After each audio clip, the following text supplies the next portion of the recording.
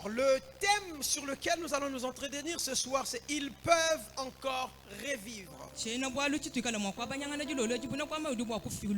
Et pour ma part, le Seigneur m'a mis à cœur de nous entretenir autour d'un sous-thème que j'ai nommé « De l'amertume à la joie ». De l'amertume à la joie. Nous allons lire ensemble dans le livre de Ruth, le chapitre 1er d'abord. Le verset 1 à 5.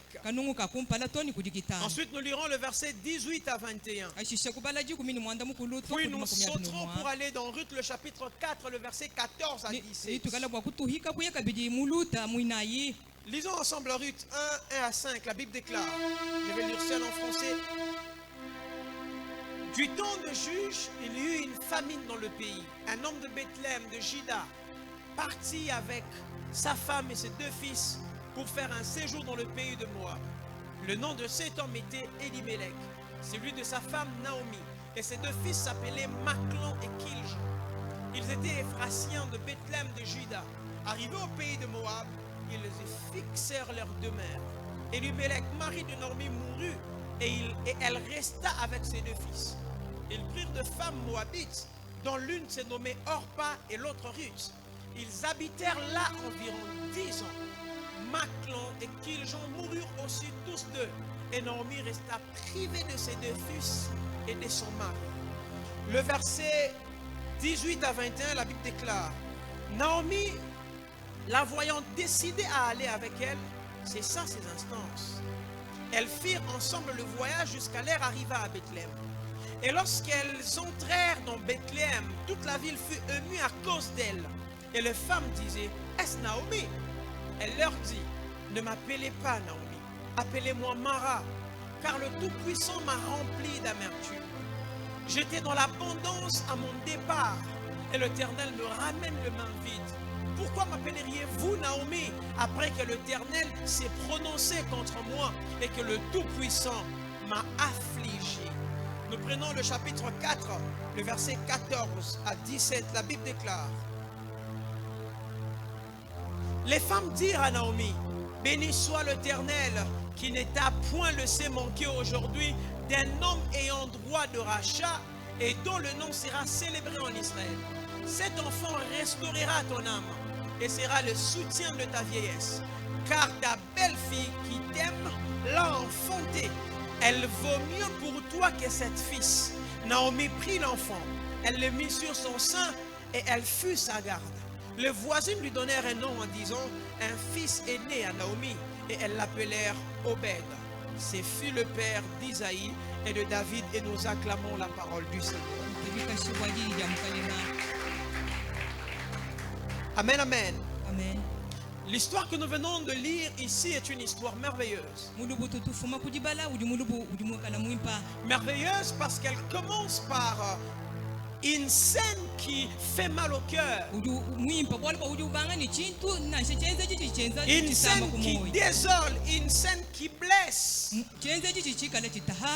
Nous sommes ici en présence d'un homme.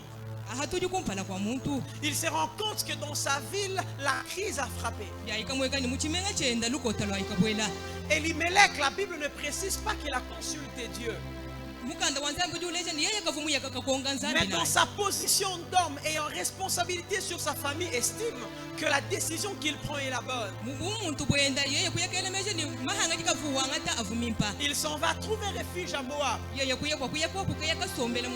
L'homme en s'en allant s'est dit que lorsque je vais à Moab, il n'y a pas de pain à Bethléem, je trouverai quand même du pain à Moab. C'est comme il arrive ici chez nous en Mbujimaï, quelqu'un qui s'est dit, il y a crise en Mbujimaï, j'irai à Lubumbashi. Il y a crise en Mbujimaï, j'irai à Kinshasa. Pourquoi? Parce qu'il pense que s'il reste en Mbujimaï, il va mourir. Mais ce qui me désole dans cette histoire, c'est que Elimelech prend sa femme et ses 2 fils s'en vont pour trouver du pain. L'histoire rapporte un peu plus tard qu'après qu'ils ont installé leur demeure à cet endroit, c'est d'abord le père qui meurt. Première désolation. Je me mets dans la peau de Ruth, de Naomi. Nous étions venus ici trouver du pain. Mais votre père s'en est allé. Il me dit qu'elle resta avec ses deux fils qui se marièrent. Mais après 10 ans de vie à Moab, les deux fils sont morts encore. Naomi est frappée, totalement abattue. Le mari était mort, elle s'est reposée sur ses deux enfants. Les deux enfants qui lui restaient sont morts aussi. Et lorsqu'elle se décide de quitter le lieu où elle était pour rentrer dans son pays, quelque chose de montre ce qui s'est passé dans son cœur. Alors qu'elle arrive là, on dit, n'est-ce pas Naomi?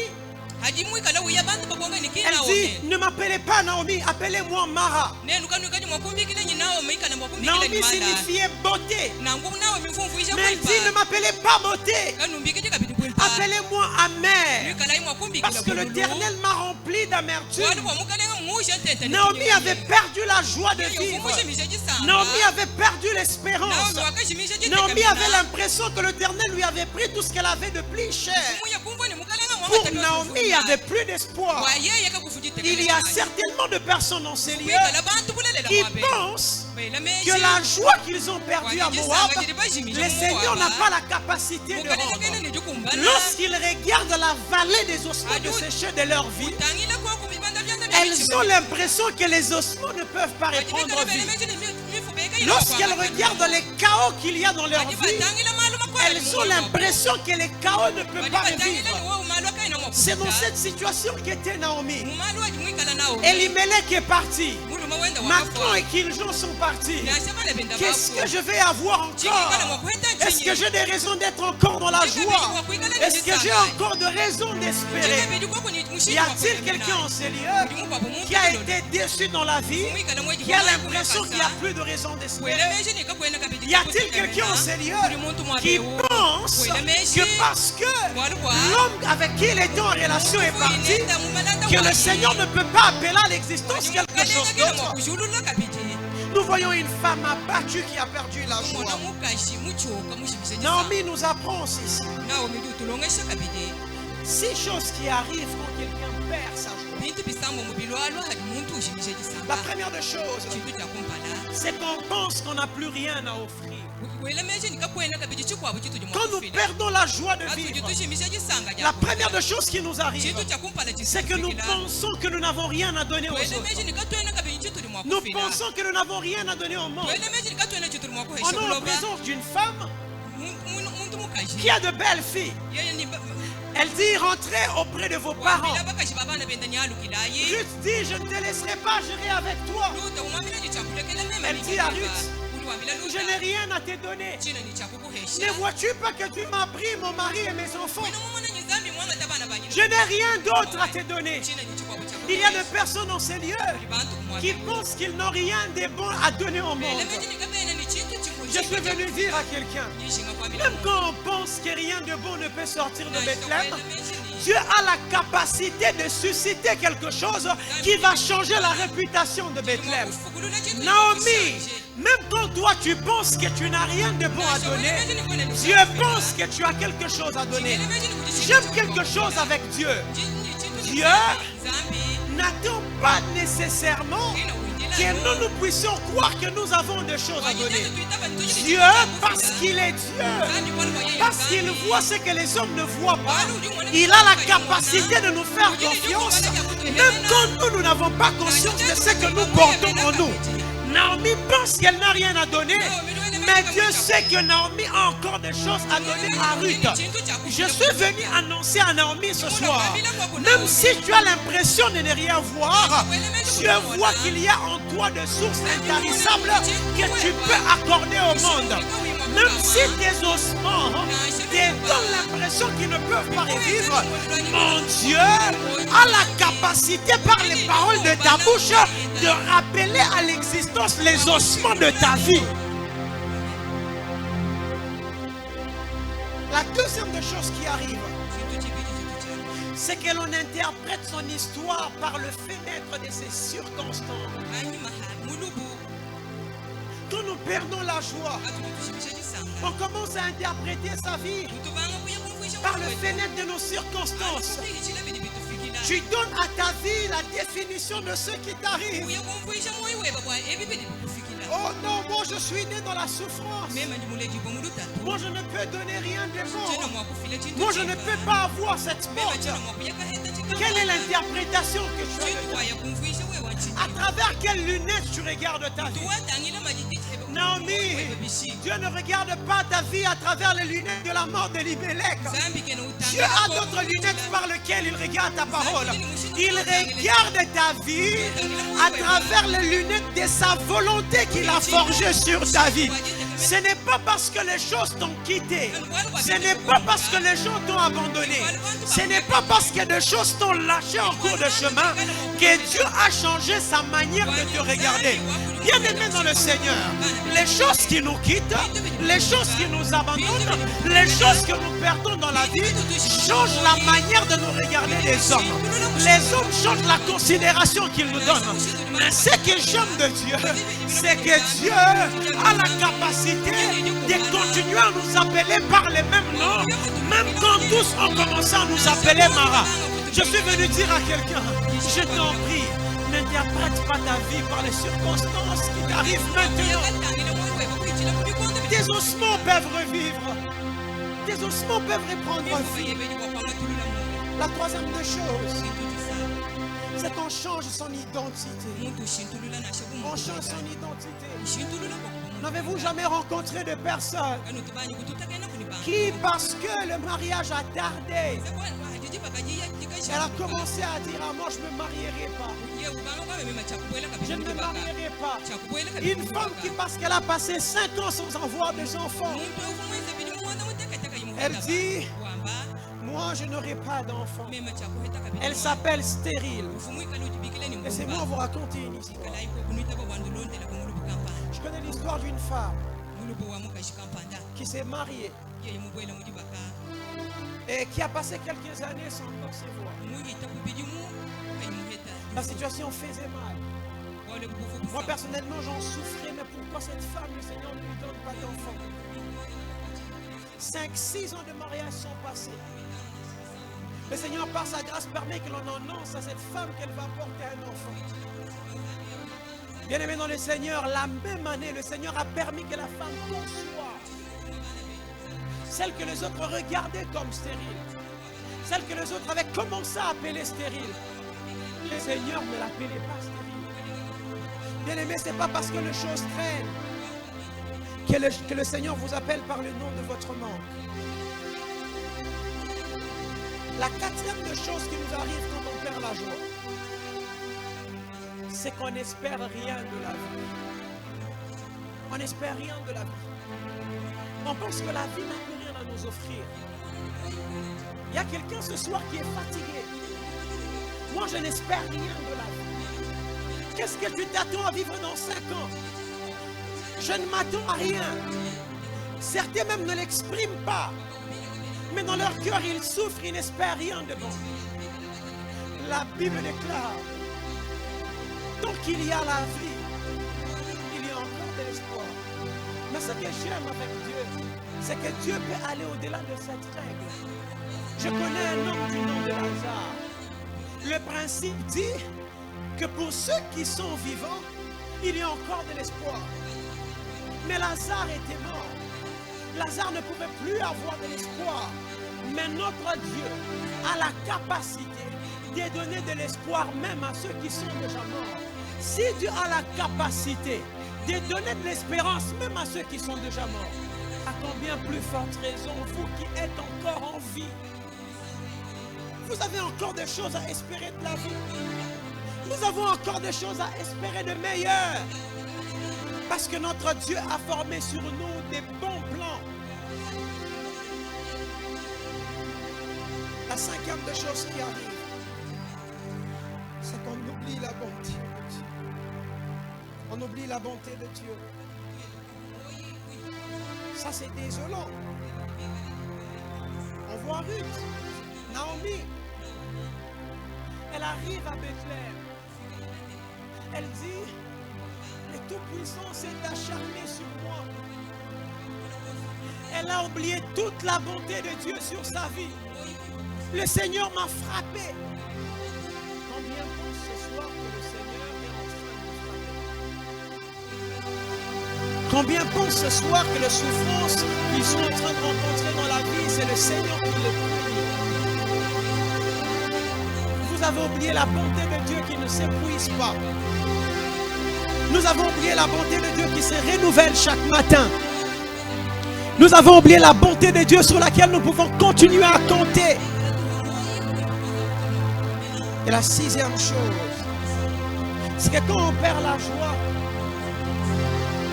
on oublie la capacité de Dieu à restaurer et à réécrire une histoire nouvelle. Beaucoup de personnes, quand elles sont abattues, beaucoup de personnes, quand elles sont frappées, elles oublient la capacité de Dieu de restaurer. Elles oublient la capacité de Dieu de réécrire une nouvelle histoire. Bien-aimés dans le Seigneur, quelle que soit l'encre avec laquelle on s'est servi pour écrire l'histoire de votre vie, Dieu a la capacité d'ouvrir une nouvelle page et d'écrire toute une nouvelle histoire. Et d'écrire toute une nouvelle histoire. Quel que soit ce que les hommes ont dit, quel que soit ce que les hommes ont fait, quel que soit le nombre de choses dont on vous a taxé, votre Dieu a la capacité de changer l'histoire de votre vie. Et vous devez avoir foi en lui. Dieu peut restaurer. Dieu peut relever. Dieu peut ramener à la vie ce qui était mort. Et c'est ce que Dieu nous enseigne dans cette histoire. Qu'est-ce que nous pouvons apprendre de cette histoire? Qu'est-ce que Naomi nous apprend? De la capacité de Dieu à réécrire les histoires. La première des choses, c'est que même quand tout est mort, Dieu n'a pas fini de faire. J'aimerais que quelqu'un puisse les noter. Même quand tout est mort, Dieu n'a pas fini de faire.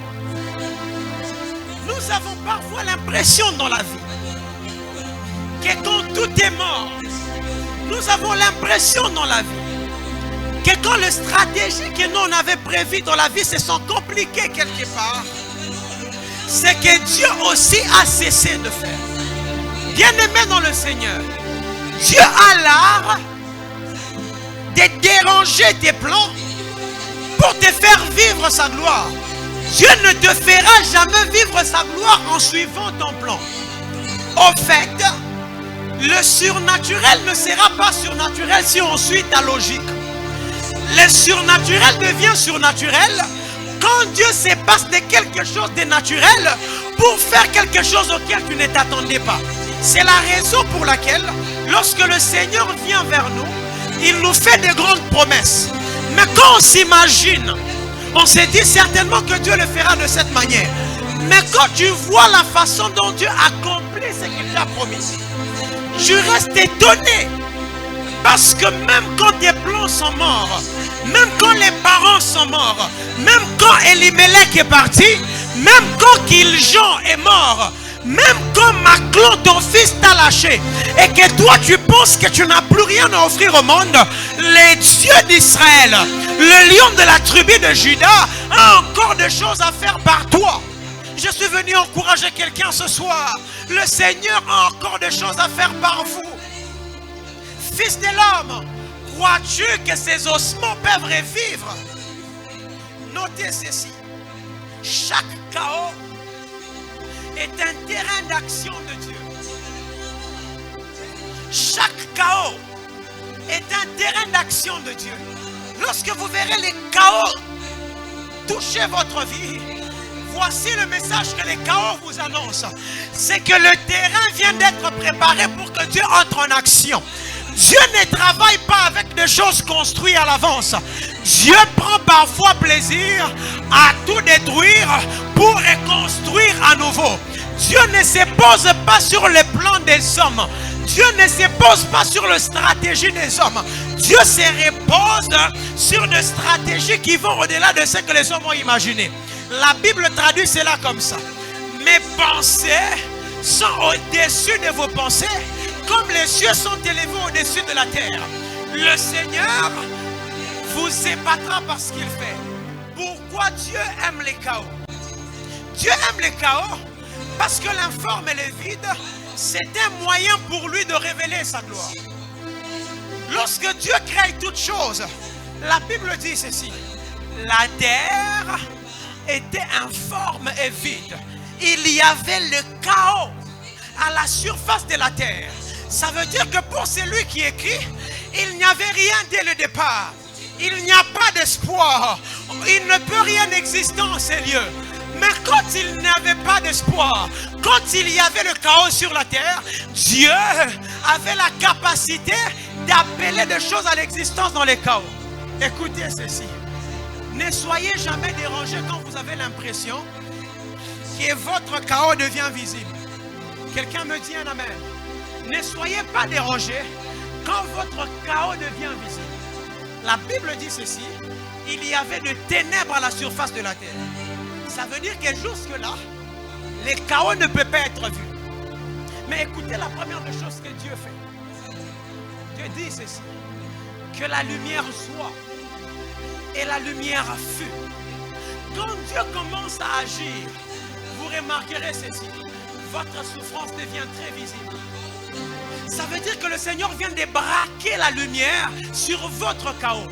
Avant que le Seigneur n'appelle à l'existence, ne sépare les eaux d'en bas avec les eaux d'en haut, le Seigneur permettra d'abord que la lumière soit braquée sur votre chaos. Ne vous inquiétez pas du fait que tout le monde commence à vous rappeler que vous souffrez. Ne vous inquiétez pas du fait que tout le monde vous insulte. Ne vous inquiétez pas du fait que tout le monde en parle.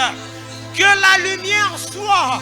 Si la lumière est déjà et qu'on peut le voir, ça veut dire que le Seigneur va appeler à l'existence les choses restantes.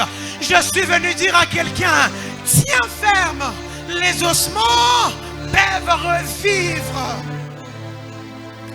Là où l'homme n'a rien pu faire, Dieu lui a toujours à faire. Bien-aimés dans le Seigneur, avez-vous l'impression que toutes les personnes sur qui vous avez compté n'ont rien pu faire pour vous? Avez-vous l'impression que c'est sur qui vous avez reposé vos espoirs vous ont abandonné? Je viens vous annoncer que là où l'homme se limite, c'est là que Dieu entre en action. C'est là que Dieu entre en action. La deuxième chose que nous apprenons de ce texte: Dieu peut commencer une histoire inattendue. Là où tout disait que c'était fini, Dieu peut commencer une histoire inattendue. Là où tout disait que c'est fini. Je connais un homme dans la Bible, Lazare, j'avais entendu parler de lui. Il est mort, c'est fini pour lui. Quand Jésus arrive, le sœur de Lazare dit: si tu étais venu il y a 4 jours, les gars ne seraient pas morts. Je t'ai fait confiance, il va ressusciter à la fin. Mais pour le moment, c'est fini. Là où c'est fini pour vous, c'est là que moi je commence. Vous avez l'impression que c'est fini dans vos études. Vous avez l'impression que c'est terminé, personne ne peut pas payer. Le Seigneur le fera. Chaque fois que vous sentez que vous êtes fatigué, c'est un appel à passer la balle à Dieu. La raison pour laquelle beaucoup se fatiguent, c'est parce qu'ils essayent d'échanger les choses qui sont de la compétence de Dieu. Ils essayent de prendre des choses afin de le résoudre à leur vie. Les choses qui sont de la compétence de Dieu doivent lui revenir, car lui seul a les capacités suffisantes pour régler cela.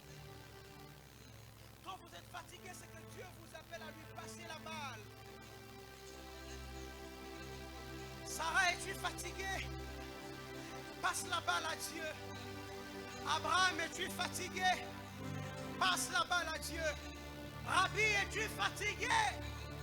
Passe la balle à Dieu. Centre chrétien de restauration, êtes-vous fatigué? Passons la balle à Dieu. Et ce n'est jamais une erreur que de passer les ballons à Dieu. Dieu est le seul à qui, quand vous lui passez la balle, il ne rate jamais de marquer son but. Et je prie pour la vie de quelqu'un qui va passer le ballon à Dieu pendant CCR, que le Seigneur te surprenne par un bon but. Tes pleurs t'enfonceront, mais ta foi déclenchera l'action de Dieu. Le Seigneur m'envoie nous dire ce soir, tu n'es pas venu en ces lieux pour pleurer pendant ces 21 jours. Pendant ces 21 jours, Dieu ne t'appelle pas à venir pleurer en ces lieux. Dieu t'appelle à venir faire preuve de ta foi. Parce que chaque fois que tu pleures, tu t'enfonces. Mais quand tu proposes à Dieu ta foi, cette foi déclenche l'action de Dieu. Quand je dis ces choses, j'entends Anne qui me dit avance. Je demande à Anne, pourquoi tu me demandes d'insister? Anne me dit, toutes les années je montais à Silo. J'ai passé tout mon temps à pleurer. La Bible dit que Anne montait à Silo. Elle pleurait parce que Pénina l'a mortifiée. Jusqu'à un jour, je me suis décidé de ne pas pleurer, mais de prier. Et je me suis mise à prier. J'ai mis ma foi en marche et ma foi a déclenché l'action de Dieu. Quelle que soit la chose que tu attends, chaque fois que tu pleureras sur la mortification de Pénina, ça ne t'apportera pas de solution. Mais quand tu places ta foi en Dieu, ta foi déclenche l'action de Dieu. Parce que la Bible déclare que ceux qui tournent vers lui le regard ont le visage rayonnant de joie. Ils ne se couvrent point de honte. Tous ceux qui ont fait confiance à Dieu n'ont jamais pleuré de honte à la fin. Parce que Dieu n'abandonne jamais ceux qui se confient en lui. J'aime quand les psalmistes disent, ceux-ci s'appuient sur leurs chars, ceux-ci s'appuient sur leurs chevaux. Mais nous nous appuyons sur l'Éternel. Nous courons et nous ne chancelons pas. Je déclare que ceux qui se sont reposés sur le char peuvent courir et se lasser. Mais celui qui se repose sur Dieu, celui-là ne se fatigue pas dans sa course. Celui-là ne se fatigue pas dans sa course. La Bible déclare que ceux qui se confient en l'Éternel, ils renouvellent leur force. Ils courent et ne se fatiguent point. Ils marchent et ne se lassent pas. Mais ce qui est plus bizarre, c'est qu'ils peuvent même prendre de l'envol comme des aigles. Je prie et je déclare dans ta vie que le Seigneur te fasse marcher sans te fatiguer, que le Seigneur te fasse courir sans te lasser, mais que Dieu te fasse aussi prendre de l'envol comme les aigles et que rien ne t'arrête dans ta vie. Que rien ne t'arrête. Nous ne devons jamais avoir peur du fait que nous n'avons plus le contrôle. Car celui qui est sur le trône maîtrise tout.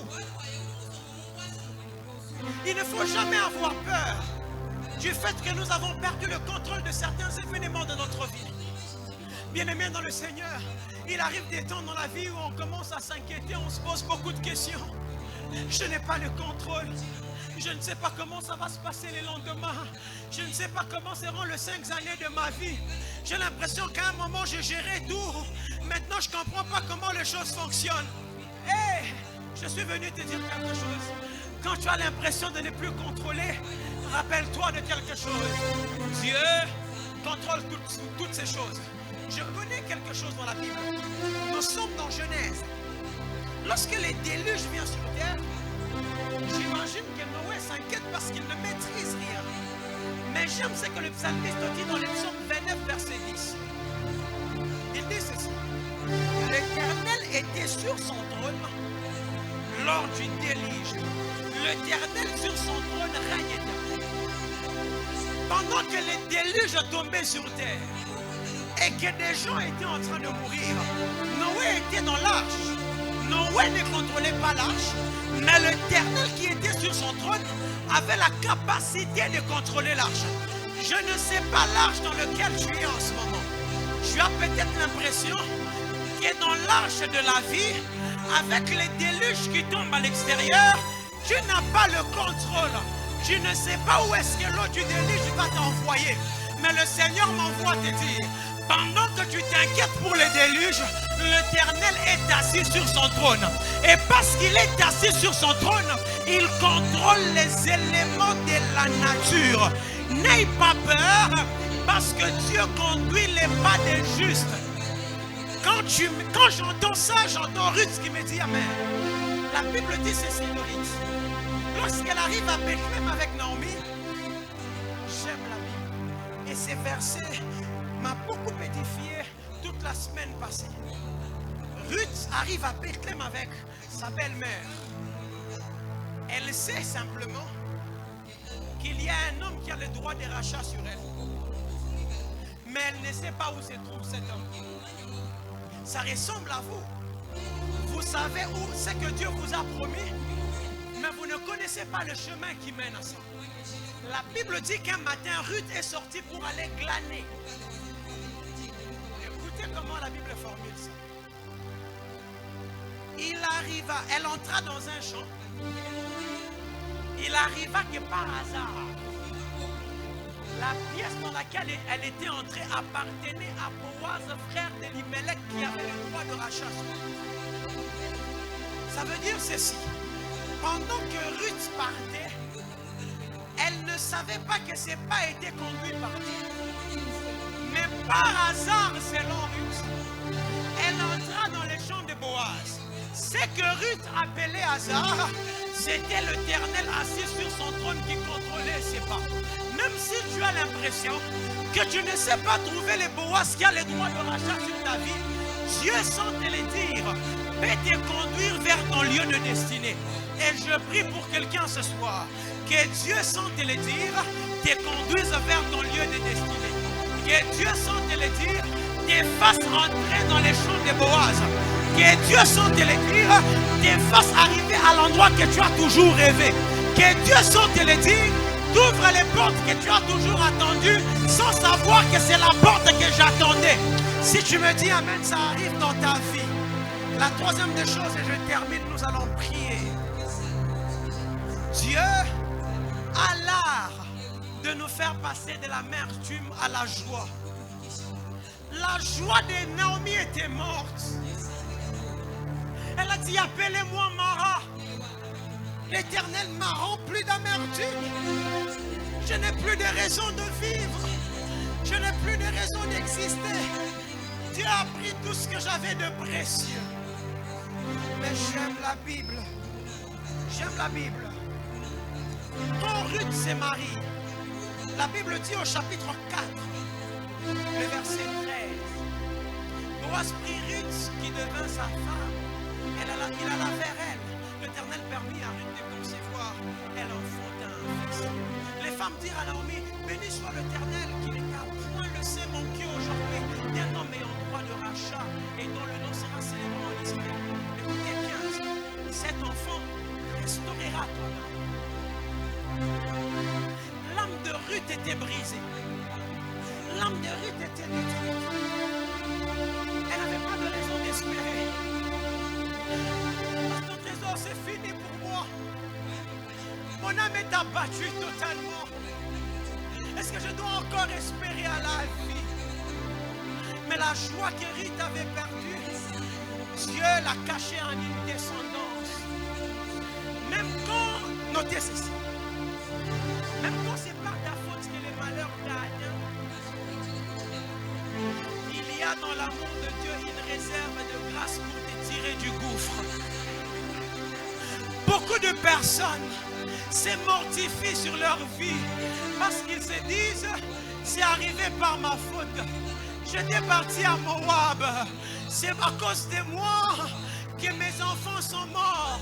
Je pouvais éviter ça. Elle a passé sa vie à se condamner.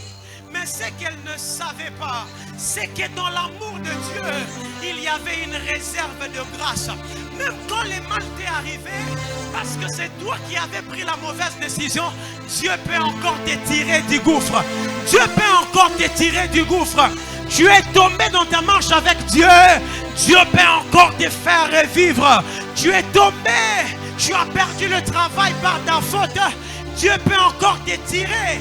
Dieu peut encore te restaurer. Il n'y a aucune faute que Dieu ne peut pas pardonner. Il n'y a aucune erreur que Dieu ne peut pas effacer. La Bible déclare que même quand vos péchés sont plus rouges que de la cramoisie, Dieu a la capacité de les rendre blancs comme la neige. Si le départ d'Elimelech et de Kiljon t'a volé toute ta joie, Dieu avec un seul Obed peut restaurer ta joie. Elle a perdu trois choses: Elimelech, Kiljon, Machlon. Mais le Seigneur ne lui rend pas nécessairement le droit. Le Seigneur lui donne une seule descendance. Mais dans Obed qu'elle reçoit de Dieu, Obed à lui seul a su restaurer tout. Je viens dire à quelqu'un, quel que soit tout ce que tu as perdu, la solution de Dieu ne se cache pas dans beaucoup de choses. Tu ne dois pas aller chercher à plusieurs endroits. Il faut chercher simplement Obed. Et le Obed dont je te parle ce soir, c'est Jésus-Christ. Jésus à lui seul a la capacité de restaurer la joie que les différents événements de ta vie t'ont arraché. Fils de l'homme, crois-tu que ces ossements peuvent revivre? Oui, ils peuvent revivre. Naomi, crois-tu que tu peux passer de l'amertume à la joie? Oui, je crois que je peux passer de l'amertume à la joie. Le Seigneur m'a dit de dire à quelqu'un ce soir, la joie que tu avais perdue début 2026, le Seigneur restaure ta joie. Que le Seigneur bénisse sa parole. J'aimerais que nous puissions prier. J'aimerais que nous puissions prier. Est-ce que quelqu'un peut s'élever de sa chaise? J'aimerais que